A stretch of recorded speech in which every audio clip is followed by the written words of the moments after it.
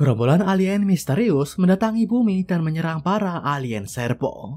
Tapi yang mengejutkan, mereka seolah punya koneksi dengan Famola, gadis berkostum kaiju yang juga sempat menyerang Okarun dan kawan-kawan. Jadi di arc inilah, kita pun akan mengetahui jawaban dari pertanyaan yang muncul. Mau apa para alien ini datang ke bumi? Dan siapa identitas Famola yang sebenarnya? Karena di arc inilah, sebuah perang besar-besaran melawan alien akan terjadi. Jadi cerita dimulai saat Momo dipaksa mengajak Famola buat berangkat ke sekolah. Karena nggak percaya kalau Famola adalah alien, Nenek Seiko malah menyekolahkannya. Dan dengan teknologi kostum kaijunya, Famola dapat mengkopi seragam dari Momo. Di perjalanan sekolah itulah, Momo dan Famola berkenalan dan makin akrab. Masing-masing mencoba waspada, kepolosan Famola sempat membuat Momo merasa gemas dan berakhir mengajarinya banyak hal. Dan di saat itu juga, Momo bertanya soal bola emas pada Famola yang ternyata ada pada kostum kaijunya. Hanya aja saat bola itu dilepas, kilauan emasnya jadi menghilang. Jadi Momo ngeyakin kalau itu adalah biji Okarun. Nah, saat sedang asyik mengobrol, Momo sadar kalau mereka hampir terlambat. Jadi akhirnya, dia mengajak Famola buat mengambil jalan pintas melewati gedung terbengkalai nan angker. Tapi disitulah, keduanya bertemu yokai wanita raksasa bermulut robek. Menurut legenda, saat seorang bertemu yokai tersebut, dia harus mengucap kata Pomet 10 kali agar bisa kabur. Tapi belum selesai Momo mengucapnya, yokai itu langsung menghajarnya. Bahkan saat Famola mencoba melawan di wujud kaiju raksasanya, yokai itu kelihatan amat kuat. Meski dipukul berkali-kali, dia nggak merasa kesakitan. Hingga akhirnya dengan gerakan German Suplex, kaiju Famola pun dibanting oleh si yokai. Nggak menyerah, Momo pun mencoba melawan dengan kekuatan psikisnya. Sembari menyebutnya jelek, Momo sempat membuat si yokai mengamuk. Tapi nggak hanya kuat, yokai itu juga punya kekuatan teleportasi dengan cerminnya. Dan begitu wajah Momo dan Famola tertangkap di cermin itu, mereka pun dimasukkan ke dunia cermin si yokai. Nah, di dalam cermin itu, Momo dan Famola awalnya kebingungan dan terus mencoba buat keluar. Tapi Momo ingat kalau si yokai menyebut kalau dia benci wajah sok cantik Momo. Jadi di dalam sana, Momo pun menyuruh Famola buat membuka kepala kaijunya dan memperlihatkan wajahnya juga. Jadi begitu si yokai melihat ke cermin, yang dia lihat pun adalah dua wajah cantik yang amat dibencinya. Alhasil si yokai pun marah. Bahkan masih sempat mencoret-coret wajah Momo lewat cermin, tingkah so imut yang ditujukan oleh Momo dan Famola, akhirnya bikin si yokai muak dan mengeluarkan keduanya. Dan kesempatan inilah yang langsung dimanfaatkan oleh Momo. Dengan masuk ke kostum kaiju Famola dan memakai fitur gak terlihat, Momo pun terus mengucap kata Pomet. Hasilnya, si yokai gak bisa melacak sumber dari suara itu. Dan begitu Momo mengucap sampai 10 kali, yokai itu pun betulan menghilang. Itulah pertemuan Momo dan Famola dengan yokai wanita bermulut sobek. Pertemuan yang akan menjadi plot penting juga di arc ini. Nah, di sekolah, Famola pun diperkenalkan sebagai murid baru di kelas Okarun. Di sanalah, para murid lain penasaran dengan Famola dan Okarun yang udah dekat dengannya pun jadi ikut dikerubungi. Sementara itu, begitu Momo dan Aira mau masuk ke kelas Okarun dan memanggilnya, ketua kelas Okarun laki-laki melarang mereka. Jadi butuh waktu lama sampai Okarun dan Kinta sadar kalau Momo ada di luar kelas dan memandangi mereka dengan penuh kekesalan. Begitu berkumpul di luar kelas, Momo pun menjelaskan ke yang lain kalau di dalam kostum Famola terdapat bola emas yang bisa jadi adalah biji Okarun. Tapi setelah Famola memperlihatkannya, Kinta ragu kalau itu adalah milik Okarun. Kinta bilang kalau dari awal, teknologi buat menempatkan bola itu udah ada di dalam kostum. Jadi kemungkinan besar, bola emas itu emang dari awal adalah milik Famola yang dipakai sebagai baterai di kostumnya. Sepulang sekolah, Momo juga cerita ke Nenek Seiko akan pertemuannya dengan yokai bermulut robek. Tapi saat Momo bilang kalau dia berhasil lolos setelah mengucap kata Pomet 10 kali, Nenek Seiko malah memarahinya. Karena ternyata mantra Pomet hanya bisa mengusir yokai itu sementara. Dan setiap kali dipakai, kekuatan mantranya akan melemah.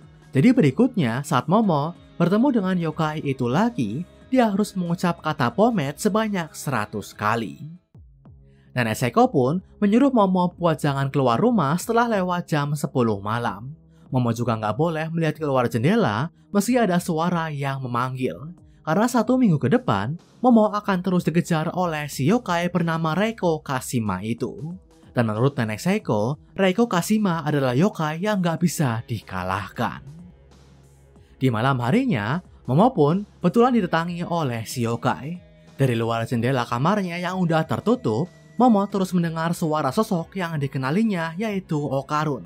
Seakan ingin menghasutnya buat keluar, suara itu terus menggoda Momo agar membuatnya ingin keluar dan bertemu Okarun. Dan awalnya, Momo sempat tergoda dan hampir keluar dari kamarnya. Tapi beruntung, dia ingat akan pesan si nenek dan mencoba mengetes suara Okarun itu. Dan benar aja, dia salah menyebut Cici dengan menambahkan honorific. Padahal Okarun yang kini udah akrab dengan Cici, udah nggak bersikap formal lagi padanya. Dari situlah, Momo jadi tahu kalau suara Okarun itu berasal dari si yokai. Dan kita pun diperlihatkan gimana Reiko Kashima terus meneriaki Momo dari luar rumahnya hingga membuat Momo nggak bisa tertidur. Esoknya, tanpa bisa terlelap sedikit pun, Momo pun dipaksa tetap berangkat sekolah. Tapi sebelum itu, dia menunjukkan bola emas milik Famola pada Nenek Turbo. Tapi begitu melihatnya, Nenek Turbo seakan merasa jijik dan menyebut kalau bola itu lebih seperti gumpalan karma manusia. Dari sinilah bisa disimpulkan kalau bola yang dimiliki oleh Famola bukanlah biji Okarun. Dan dari ucapan Nenek Turbo, Momo jadi penasaran dengan siapa Famola sebenarnya. Dan di hari itu jugalah Momo akan mengetahuinya, karena bencana yang mengintai mereka akhirnya dimulai. Jadi sepulang sekolah, Momo nggak bisa pulang bersama yang lain karena ada kerja sambilan. Momo pun meminta Okarun buat mengantar Famola pulang. Tapi dia memperingati kalau Okarun nggak boleh macam-macam dengannya. Jadi akhirnya, Okarun pun langsung pergi setelah sampai di rumah Nenek Seiko, meski Famola sempat menahannya. Di tempat lain, Cici dan Aira yang pulang satu arah sempat membahas gimana Momo kerja di Maid Cafe. Sampai tiba-tiba, keduanya dicegat oleh 3 makhluk misterius. Dan di saat yang bersamaan, ruangan hitam mengelilingi mereka. Artinya, alien sedang menyerang. Tapi nggak hanya mereka, Okarun yang kini sendirian juga dicegat oleh kawanan alien yang lain. Bahkan nggak tanggung-tanggung, 5 alien dengan bentuk dan ukuran yang berbeda-beda mencegat Okarun seorang diri. Jadi di 2 tempat yang berbeda itulah pertarungan terjadi. Dengan susah payah, Aira dan Cici mencoba menghindari tembakan-tembakan dahsyat dari para alien. Dari tembakan proyektil, rudal sampai medan listrik, ketiga alien ini sanggup mengirim serangan-serangan yang bervariasi dan brutal. Bahkan saat Aira mencoba menyerang, alien itu juga punya barrier pelindung. Gak mau kalah, Cici mencoba menyerang dengan menembakkan Ci hasil latihannya selama ini. Tapi belum sempat dia menembak, serangan medan listrik salah satu alien berhasil mengenainya. Dan saat Aira melempar air guna memancing perhatian, air itu berakhir mengenai Cici.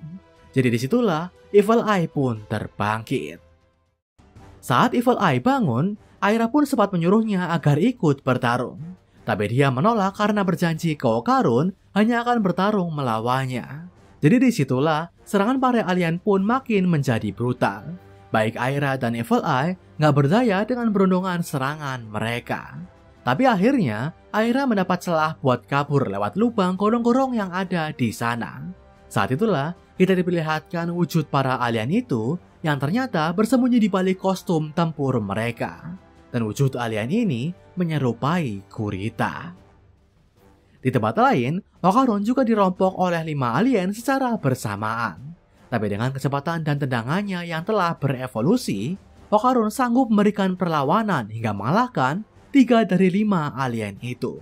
Tapi sayang, saat hendak memakai mode kecepatan penuh, kekuatan salah satu alien dapat mengganggu pergerakannya. Dialah alien yang sempat diperlihatkan membantai para alien Serpo. Dengan kekuatan kostum tempurnya, alien itu sanggup mengendalikan ruang di sekitar Okarun hingga menjepitnya. Alhasil, Okarun pun gak berdaya dan jadi bulan-bulanan serangan alien lain. Hingga akhirnya, para alien pun sanggup melakukan rencana utamanya, yang ternyata merebut biji Okarun. Jadi setelah mengalahkan alien Serpo, para alien ini mendapat info akan kekuatan biji Okarun. Dan dengan alat yang dirampas dari Serpo, alien ini pun menyedot biji Okarun dan kembali mengubahnya menjadi bola emas. Setelahnya, para alien itu pun mencoba pergi sembari membawa tubuh Okarun buat diteliti. Tapi tiba-tiba, sebuah serangan datang ke para alien dan membebaskan Okarun. Dan asalnya dari makhluk berwujud udang. Dengan mode keduanya atau mode businessman, alien udang itu pun mencoba melawan. Tapi para alien misterius memilih buat mundur. Mereka menyebut kalau saat ini mereka sedang gak ada waktu buat melawan makhluk yang bukan berasal dari bumi. Jadi berkat si alien udang itulah, Okarun berhasil diselamatkan. Sementara itu di sebuah maid cafe, Momo hendak bersiap pulang setelah waktu hampir menunjukkan pukul 9:30. Momo harus buru-buru agar dia sampai rumah sebelum Reiko Kashima mencegatnya. Tapi saat Momo mau pamit ke atasannya, serangan alien juga datang menyerang. Ruangan hitam mendadak menyelimuti seisi kafe. Dan di saat yang sama, semua wajah orang-orang yang ada di kafe itu tiba-tiba berubah menjadi wajah sosok pria misterius. Pria itulah yang menurut legenda selalu muncul di mimpi semua orang. Dan tepat saat itulah Momo diserang oleh gerombolan pria itu. Dengan kekuatan psikisnya, Momo awalnya sanggup melawan. Tapi para alien ini ternyata juga bisa melepas gelombang yang mematikan kekuatan Momo. Karena ternyata mereka lah yang telah menyerang para alien Serpo dan merebut segala info dan alat mereka. Tapi yang lebih mengejutkan, mereka bilang kalau ini bisa dilakukan berkat Famola. Dan Famola ternyata adalah pasukan pengintai mereka. Mendengar semua itu, Momo jelas terkejut. Tapi belum sempat dia mencerna semua yang terjadi, para alien ini berniat membedahnya dengan alat alien Serpo. Tapi beruntung, seorang alien Serpo yang tersisa datang dan menyelamatkannya. Ternyata, para alien yang menyerang ini adalah klon alien Serpo yang telah dicuci otak. Dan guna mengembalikan kesadaran mereka, kepala para alien itu harus dijepit dengan 2 setrika. Jadi alien Serpo pun meminta Momo buat membantunya. Sembari melawan, Momo dan Serpo pun bekerja sama buat mengubah para alien itu ke wujud asalnya. Sampai tiba-tiba muncullah alien hologram yang jadi dalang pencucian otaknya. Dengan memakai tubuh hologramnya yang bisa menusuk, alien itu pun mulai kembali mengubah para alien Serpo. Tapi saat diserang, tubuh si alien hologram membuatnya dapat menghindar dengan mudah. Alhasil, di tengah situasi yang makin kacau, Momo dan Serpo pun sempat terpojok. Tapi disinilah Momo kembali mengingat ajaran sang nenek saat kecil, yaitu soal kekuatan kata-kata. Jadi menurut nenek Seiko, saat seseorang mengucapkan kata-kata dengan penuh keyakinan, sebuah realitas bisa dibelokkan.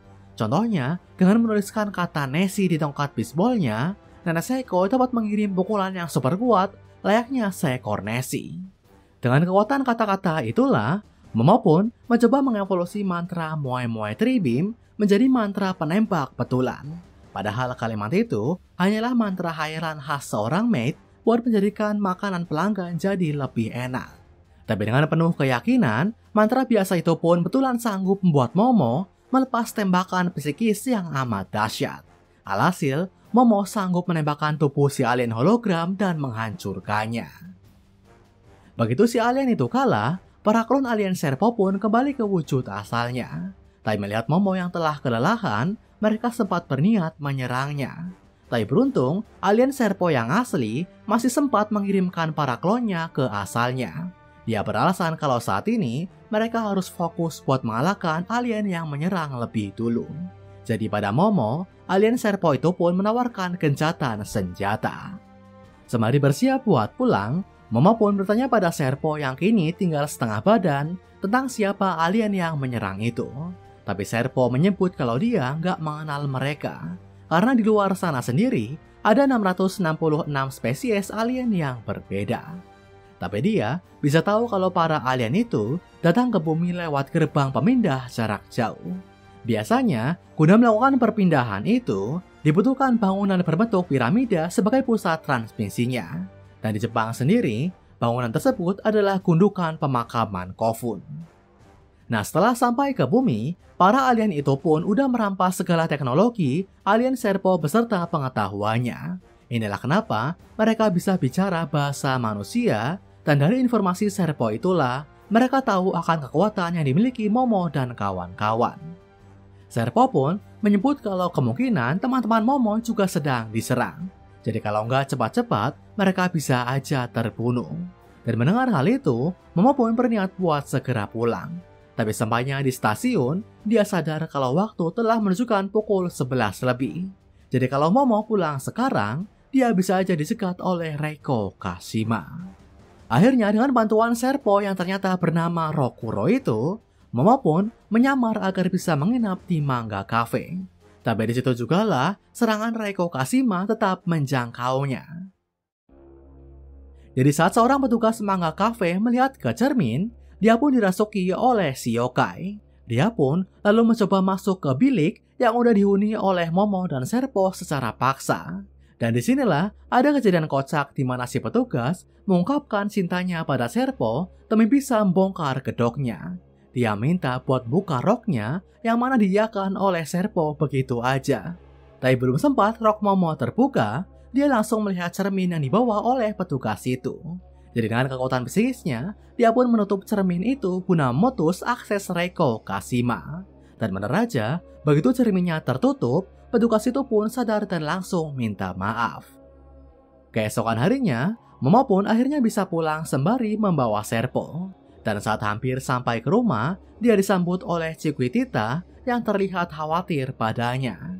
Dia pun memberitahu Momo kalau Okarun dan kawan-kawan telah diserang oleh sekelompok alien. Dan benar aja, begitu Momo masuk ke dalam, dia mendapati Jiji dan Aira diselimuti perban seakan dalam kondisi kritis. Sementara di samping keduanya, ada juga seorang yang diselimuti kepalanya. Apakah dia Okarun ataukah yang lain? Itu dia part 1 dari arc Space Globalis di manga dan Dadan. Di part ini, kita baru melihat awal permulaan serangan alien ke Okarun dan kawan-kawan. Tapi yang mengejutkan, kita juga diberi clue kalau Famola sepertinya juga bagian dari mereka. Jadi kedepannya, kita pun akan melihat gimana Momo harus berhadapan dengan Famola setelah tahu akan fakta itu. Nggak hanya itu, kita juga akan melihat gimana Momo dan kawan-kawan berencana menyerang balik ke para alien demi merebut kembali biji Okarun yang dicuri. Jadi nantikan di part berikutnya. Oke, segitu aja video dari Rekom Manga kali ini, semoga bisa bermanfaat.